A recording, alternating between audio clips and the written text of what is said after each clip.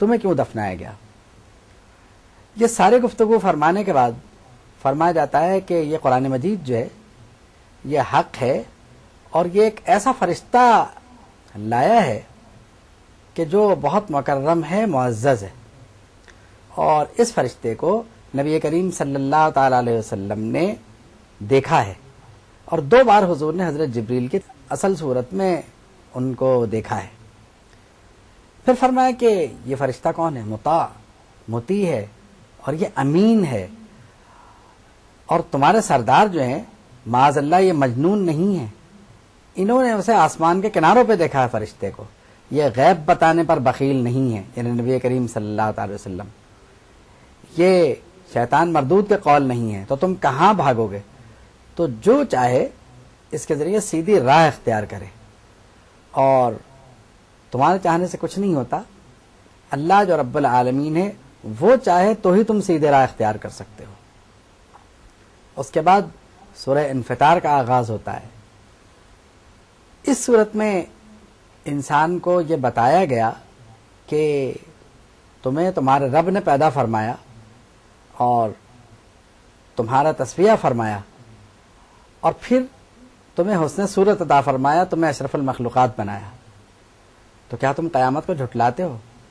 تم پر تمہاری حفاظت کرنے والے فرشتے مقرر ہیں، اور تمہارے اعمال کو کرامن کاتبین یعنی وہ معزز فرشتے لکھتے ہیں، ان کو معلوم ہے کہ یعلمون ما تفعلون، وہ جانتے ہیں کہ تم کیا کرو گے۔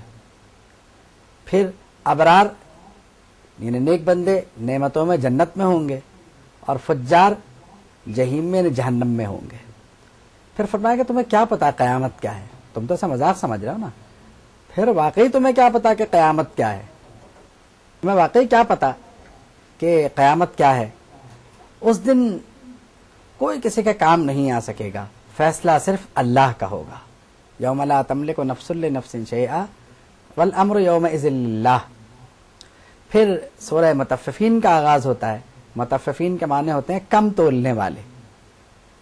فرمایا کہ لوگ جو کم تولتے ہیں، تو کیونکہ کفار مکہ کا طریقہ یہ بھی تھا کہ وہ کم تولا کرتے تھے، قوم شعیب پر بھی اسی کی وجہ سے عذاب آیا۔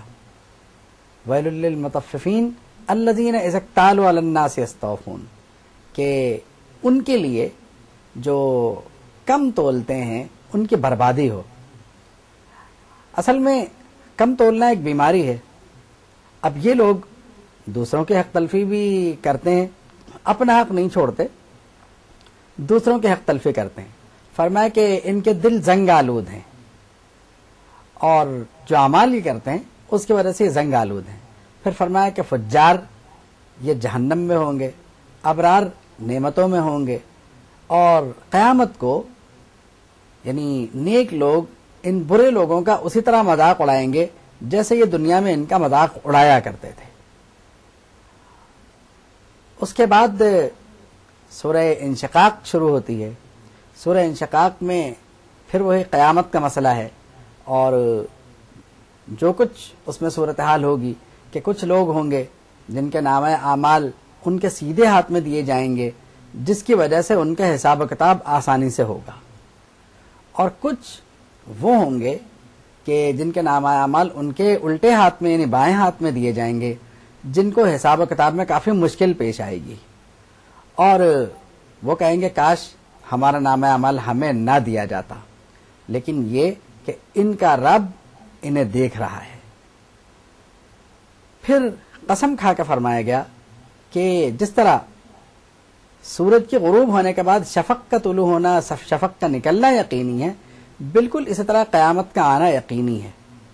اور جس طرح یعنی دن کے بعد رات، اور یعنی چاند جو ہے، جس طرح چاند جو ہے پہلی کا چاند وہ مہ کامل بن جاتا ہے، تو اسی طریقے سے، اور چاند جس طرح آگے بڑھ بڑھ کے اپنی منزلیں طے کرتا ہے، یعنی بالکل اسی طرح قیامت کا آنا بھی یقینی ہے۔ انہیں کیا ہوگا کہ یہ قرآن سن کر بھی سجدے میں نہیں گرتے، یعنی قرآن پڑھ کر انہیں سجدے میں گر جانا چاہیے۔ پھر فرمایا کہ کافر جھٹلاتے ہیں، تو جو ایمان والے ہیں تو ان کے لیے ایسا اجر ہے جو ختم نہیں ہوگا۔ اس کے بعد سورہ بروج کا آغاز ہوتا ہے. سورہ بروج میں یعنی اصحاب الاخدود کا واقعہ جو ہے اس طرف نشاندہی فرمائی گئی ہے کہ مختصراً بات یہ کی جا سکتی ہے کہ ایک زمانے میں ایک شخص نے مطلب یہ ہے کہ ایمان قبول کیا اور اس کے تقلید میں کئی لوگ ایمان میں داخل ہو گئے اور کئی لوگ ایمان لے آئے. تو بتایا جاتا ہے کہ تقریباً 20,000 افراد کو اس وقت کے حکمران نے گڑھے کھدوا کر اور یعنی آگ میں ڈال دیا اور زندہ جلوا دیا ان لوگوں کو. تو یہ لوگ اصحاب الاخدود ہیں، ان کے متعلق یہ صورت نازل ہوئی. اب فرمایا کہ اصحاب الاخدود قتل کر دیے گئے اور یعنی جو لوگ تھے وہ بیٹھے دیکھتے رہ گئے. پھر فرمایا کہ یہ مومنین تھے. فرمایا کہ جو مومنین اور مومنات کو آزماتے ہیں ثم لم یتوبوا، پھر وہ توبہ بھی نہیں کرتے، فلہم عذاب جہنم، ان کے لیے جہنم ہے اور ان کے لیے جلانے والا عذاب ہے. اسی صورت میں فرمایا گیا کہ بے شک آپ کے رب کی پکڑ بہت شدید ہے. اور فرعون کا واقعہ اور قوم سمود کا واقعہ پھر سے دہرایا گیا اور پھر فرمایا گیا کہ اللہ تعالی ان کا احاطہ فرمائے ہوئے ہے. قرآن مجید یہ لوح محفوظ میں موجود ہے، بل ہوا قرآن مجید، ہاں یہ قرآن بزرگی والی کتاب ہے، یہ لوح محفوظ میں ہے. پھر سورہ طارق کا آغاز ہوتا ہے اور اس صورت میں یہ ارشاد فرمایا گیا کہ یعنی وہ ستارہ جو نجم الثاقب ہے، اس کی صورتحال یہ ہے کہ وہی یہ شیطانوں کو آسمانوں سے خبر لینے سے روکتا تھا. یعنی اس ستارے کے ذریعے شیاطین کے لیے آسمان سے خبر لینا مشکل ہے، کیونکہ یہ ستارہ ان کا تعقب کر کے اور انہیں مارتا ہے. تو بات یہ ہے، فرمایا کہ ان کل نفس لما علیہا حافظ، ہر نفس کے لیے حفاظت کرنے والے فرشتے موجود ہیں.